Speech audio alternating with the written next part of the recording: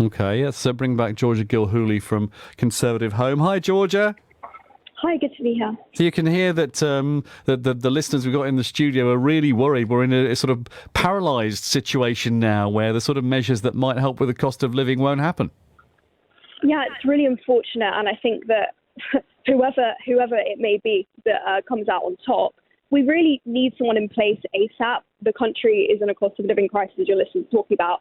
There were some fairly simple things that Boris Johnson could have done if he had still been commanding authority in his own government. He could, as your listeners are saying, cut the green levy, cut VAT on fuel. These are things that would help normal people.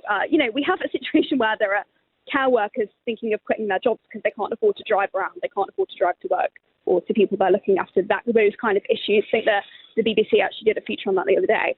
And these kind of situations simply can't be handled if we have a sitting .pm as we do right now in number 10.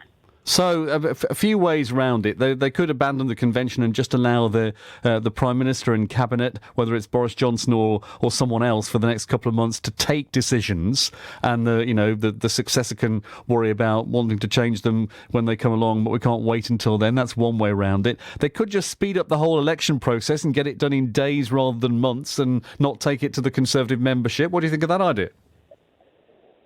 I mean, I think it sort of depends. The Conservatives thinking maybe what works best in terms of MPs as Conservatives, what works best in terms of choosing a leader quickly. So that could be one option. However, the Tory grassroots, depending on who comes out on top, might not be happy with the fact they didn't allow the membership to vote. That could obviously affect the Tories' chance at the next election. So there's lots of things to consider. Also, whatever happens, we could even, let's say we have a new Prime Minister pretty soon, we could still end up with them feeling pressure to have a general election, and that means things are not going to be secure for a long time. So there's just so many uncertainties right now. Georgia, thank you very much indeed for that. It's at 20.